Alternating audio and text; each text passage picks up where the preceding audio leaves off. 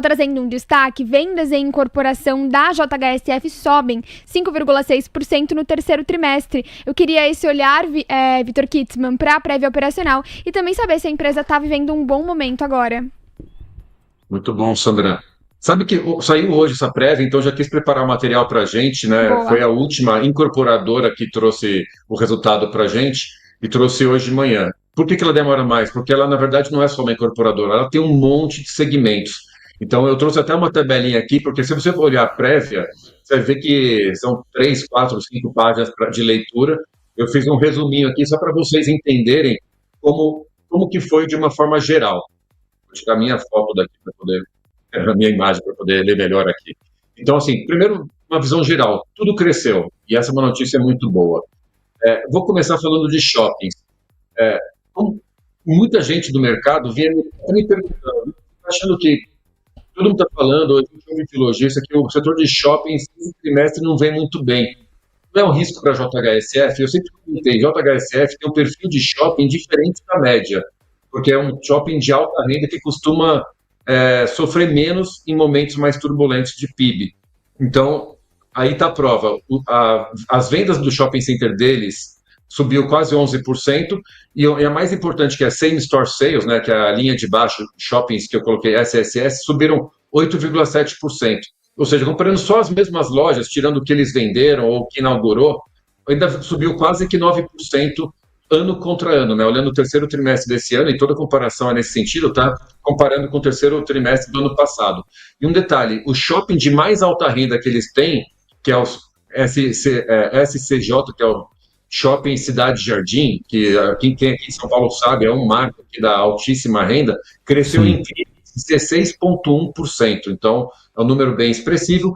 E olhando a taxa de ocupação do shopping, 99,3%. Então, praticamente não tem vacância. Então, uma notícia muito interessante para o setor de shoppings, mas no caso dela é um pouco diferente. Não quer dizer que os outros shoppings virão bem também, porque o dela é mais específico para alta renda, mas uma boa notícia para quem estava com medo, aqui andou legal.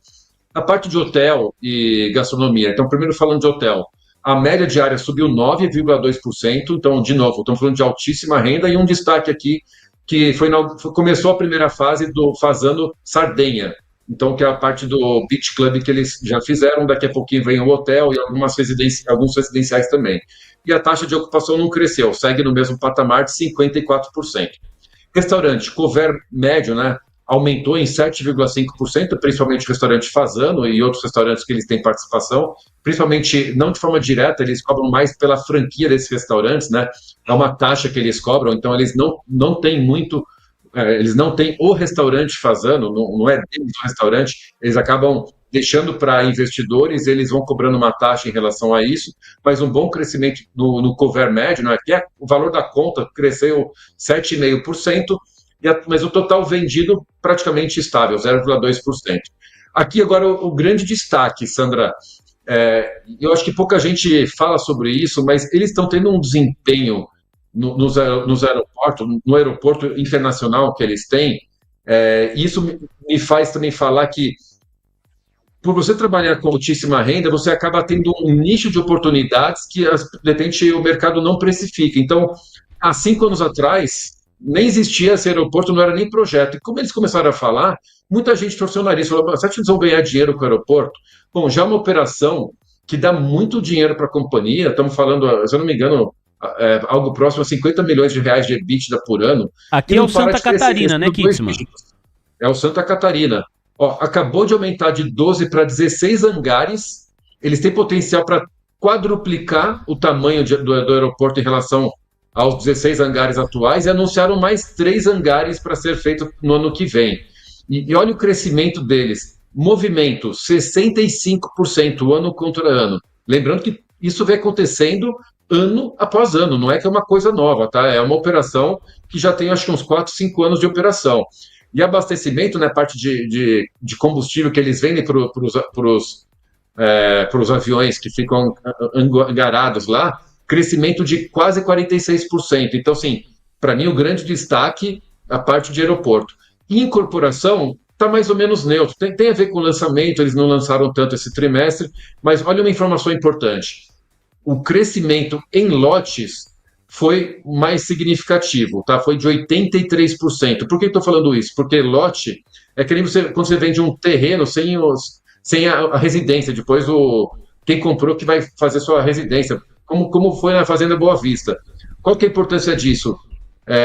Você tem um POC, né, um receitamento dessa venda muito mais rápido e com uma margem mais elevada. Então, isso é um bom sinal para o resultado que vem agora no terceiro trimestre. E uma outra informação importante, aqui eu estou comparando sempre, que é o que a companhia faz, o crescimento ano contra ano. Mas quando você compara a parte de incorporação contra o terceiro TRI, contra o segundo trimestre desse ano, daí sim um crescimento de forma geral mais expressivo.